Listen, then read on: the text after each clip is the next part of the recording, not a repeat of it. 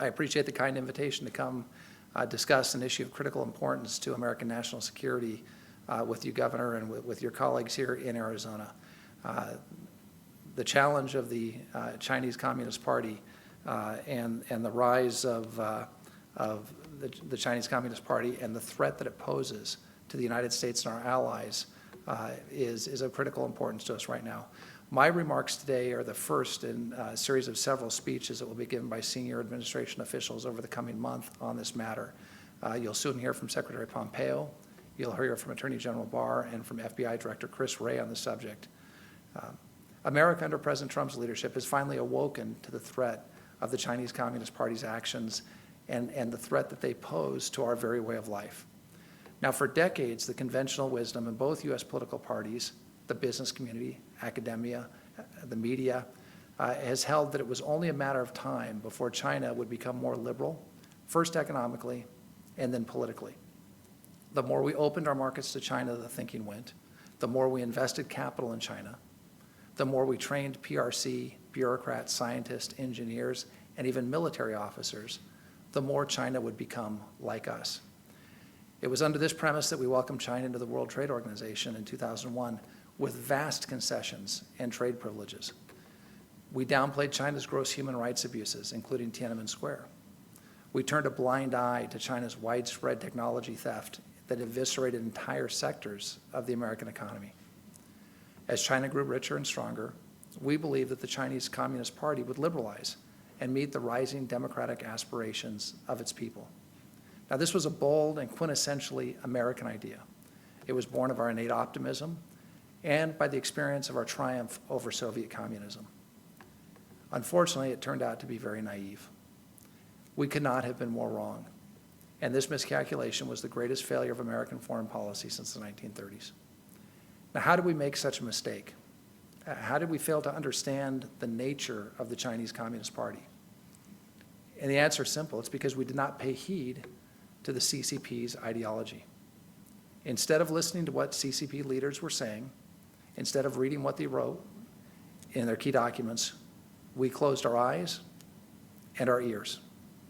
We believed what we wanted to believe, that these party members were communist in name only.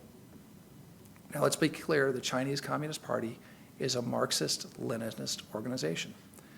The party General Secretary Xi Jinping sees himself as Joseph Stalin's successor. In fact, as the journalist and former Australia government official John Garneau has noted, the Chinese Communist Party is the last ruling communist party that never split with Stalin, with the partial exception of North Korea.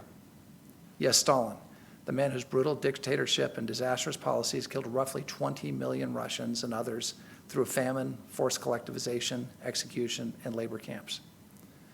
As interpreted by Lenin, Stalin, Mao, communism is a totalitarian ideology. Under communism, individuals are merely a means to be used towards the achievement of the ends of the collective nation state.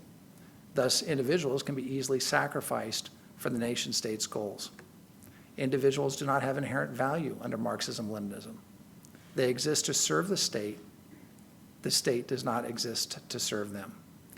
Now, these ideas sound remote and outdated to us as we speak them. They are, after all, old ideas. They were born a century and a half ago in Europe.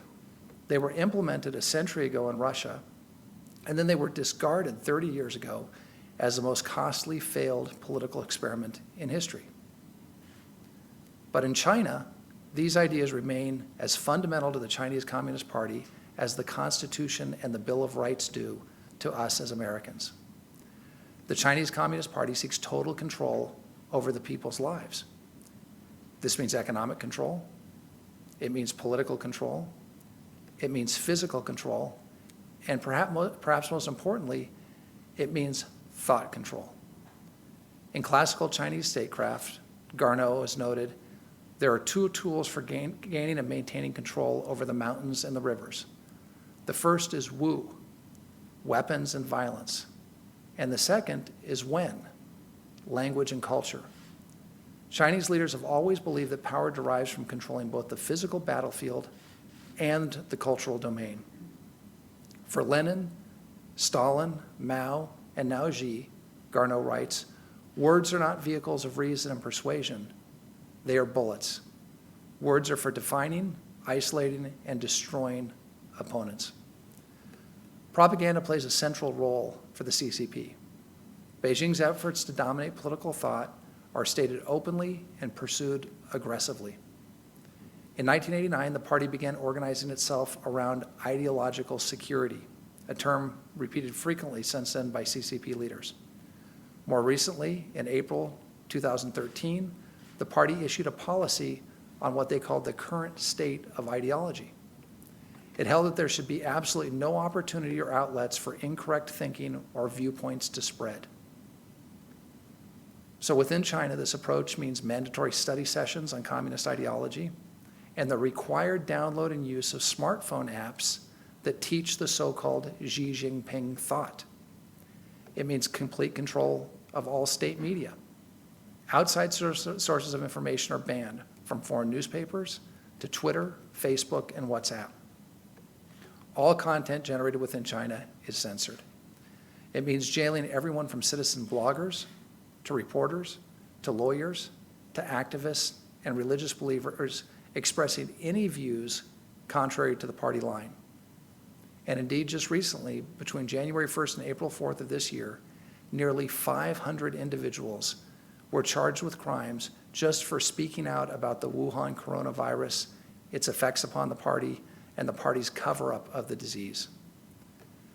The Chinese Communist Party reinterprets religious texts, including the Bible, to support Communist Party ideology.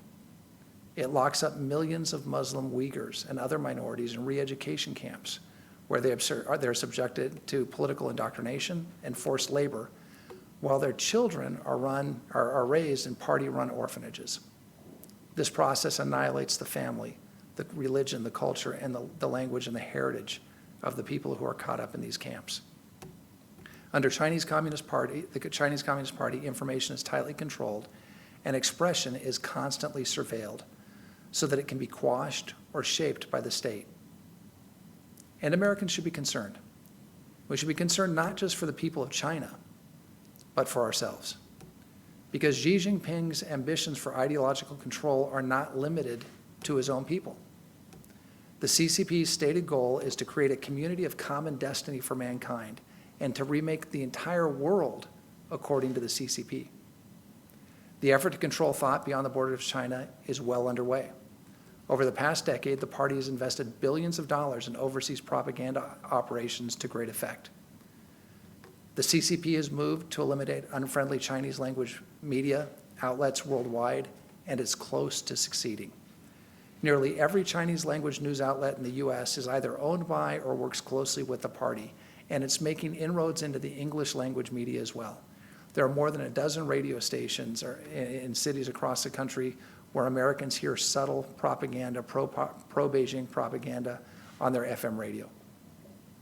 Recently, Chinese propaganda persuaded so many Americans that a US soldier had brought the coronavirus to Wuhan, as opposed to Wuhan sending the virus to the rest of the world. A complete fabrication by the CCP that this soldier and her family needed a personal security detail to protect them from death threats. And this situation occurred in Maryland. On TikTok, a Chinese-owned social media platform with over 40 million American users, probably a lot of your kids and younger colleagues, accounts criticizing the CCP and Beijing's policies are routinely removed or deleted. Last week, Twitter announced the suspension of more than 23,000 CCP-linked accounts for spreading propaganda on Hong Kong and COVID-19. The latest suspension was in addition to August removal of more than 150,000 CCP accounts that were used to spread anti-American disinformation and to generate an illusion on Twitter of popular support for Beijing's policies in the United States. And these are just the accounts that Twitter caught. How many others are out there that are still undetected? In March, the CCP expelled American journalists working for the New York Times, the Wall Street Journal, and the Washington Post, almost fully eliminating independent reporting from within China on the Wuhan virus. In addition to influencing what information American citizens receive regarding China, the CCP is increasingly using its leverage to police American speech. When the University of California, San Diego, UCSD, hosted the Dalai Lama as its commencement speaker in 2017. Beijing banned Chinese students from visiting UCSD on government funds. When the general manager of the Houston Rockets tweeted his support for the peaceful Hong Kong protesters, the CCP announced that the team's games would not be covered in China, would not show up on Chinese TV, and then used its economic power to pressure others in basketball, including star players, to criticize the tweet on behalf of Beijing. Under pressure from the CCP, Marriott, American, Delta, and United Airlines all removed references to Taiwan from their corporate websites. Mercedes-Benz even apologized for posting an inspirational quote from the Dalai Lama on social media. Beijing has used its financial might and its market access to pressure Hollywood into self-censorship, incentivizing directors and actors and producers to avoid topics that might not make it past the country's censors in China. For example, the Japanese and Taiwanese flags were dropped from Tom Cruise's flight jacket in the upcoming Top Gun sequel, Maverick. MGM digitally changed the identities and post-production of the invading military from China to North Korea in the Red Dawn remake. The CCP is also seeking leverage over individual Americans. The party is collecting your most intimate data, your words, your actions, your purchases, your whereabouts, your health records, your social media post, your text, and they're mapping your network of friends, family, and acquaintances. The CCP accomplishes this goal in part by subsidizing hardware, software, telecommunications, and even genetic companies. As a result, corporations such as Huawei and ZTE undercut competitors on price and install their equipment around the globe at a loss.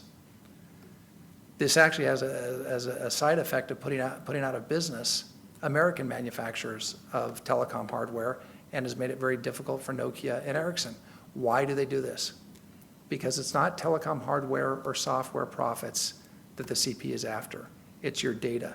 And they use backdoors built into their products in order to obtain that data. So when the Communist Party cannot buy your data, it steals it. In 2014, the CCP hacked Anthem Insurance, collecting sensitive information on 80 million Americans. In 2015, the CCP hacked the Office of Personnel Management, which holds the security clearance information for 20 million Americans who work for the federal government. In 2017, it hacked Equifax, obtaining the names, birth dates, social security numbers, and credit scores of 145 million Americans. In 2019, the CCP hacked Marriott, gathering information on 383 million guests, including their passport numbers. And in 2016, a Chinese company even bought the dating app Grindr to harvest data, including the HIV status of users, before the US government forced a divestiture on national security grounds. And these are just a few of the instances that we know about. So how will the Chinese Communist Party use this data? In the same way it uses data within China's borders, to target, to flatter, to cajole, to influence, to coerce, and even to blackmail individuals to do and say the things that serve the party's interest. And this is micro-targeting beyond any advertiser's wildest dreams. And China, unlike advertisers, will not be stopped by government regulations. The Chinese Communist Party simply wants to know everything about you, just as it likes to know everything about almost every individual living in China. In addition to propaganda and influence operations, the Chinese Communist Party uses trade to coerce compliance with its dictates. When Australia called for an independent investigation of the coronavirus origin and spread, the Chinese Communist Party threatened to stop buying Australian agricultural products and to prevent Chinese students and tourists from traveling to Australia. When Australia refused to relent, Beijing put these threats into force, imposed an 80% tariff on Australian barley exports. International organizations are also part of China's plan. China has sought leadership positions within many global bodies. China now heads 4 out of 15 UN specialized agencies. That's more than the US, UK, France, and Russia, the other members of the Permanent Five of the Security Council combined. The PRC uses these leaders to force the international bodies to parrot Beijing's talking points and to install Chinese telecommunications equipment, no surprise, in their facilities. For example, when Zhao Hulin of the International Telecommunications Union took his post, he began to aggressively promote Huawei sales. Secretary Fong Leo of the International Civil Aviation Organization has blocked Taiwan's participation in General Assembly meetings and covered up a Chinese hack of the organization. The party has used China's membership in the UN Human Rights Council to prevent criticism of its abuses in Xinjiang and Hong Kong. The CCP's reach extends to heads of international organizations who are not themselves Chinese officials. Under Beijing's thumb, and at an unacceptable cost to human life, Director General Tedros of the World Health Organization dutifully used Chinese talking points on the Wuhan virus. As late as mid-January, he claimed that there was no human-to-human transmission of the disease. He opposed international travel restrictions, and at the same time, Tedros praised China's own domestic travel restrictions on Wuhan residents. In other words, they could travel overseas, but they couldn't travel and potentially take the virus to Beijing or Shanghai. These CCP tactics in international organizations, as we've seen with the COVID virus, are a major concern not just to the United States, but to the world. The good news is that under President Trump's leadership, we know what the CCP is doing, and we're calling it out. We're taking decisive action to counter it across the board. First, President Trump prevented certain companies that answer to the CCP's intelligence and security apparatus, such as Chinese telecommunications giant Huawei, from accessing our personal and private data. The administration also imposed restrictions on semiconductor technology from going to Huawei. Second, the State Department designated the U.S. operations of 9 Chinese state-controlled propaganda outlets as foreign missions. These organizations are the mouthpieces of the Chinese Communist Party, and this designation places reporting requirements and visa restrictions on these so-called media outlets. Third, President Trump imposed export restrictions on 21 Chinese government entities and 16 Chinese companies complicit in China's campaign of repression, mass arbitrary detention, and high-technology surveillance against the Uyghurs and other minorities. And we've blocked officials complicit in these abuses from traveling to the United States. The administration has also stopped the illegal import of goods produced by Chinese companies known to use Uyghur forced labor. Fourth, President Trump left the United Nations Human Rights Council to protest its co-optation by China.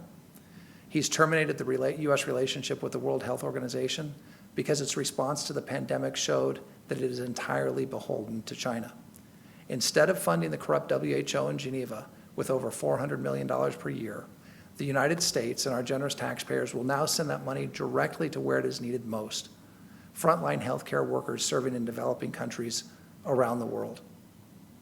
Fifth, President Trump limited the People's Liberation Army's ability to use student visa programs to place its officers and employees in our colleges and universities to steal U.S. technology, intellectual property, and information. Sixth, the president moved to halt the investment of U.S. federal employee retirement funds into PRC companies, including Chinese military contractors and manufacturers of surveillance equipment used to oppress religious minorities. He's examining the opaque accounting practices of Chinese companies that are still listed on the U.S. stock exchanges.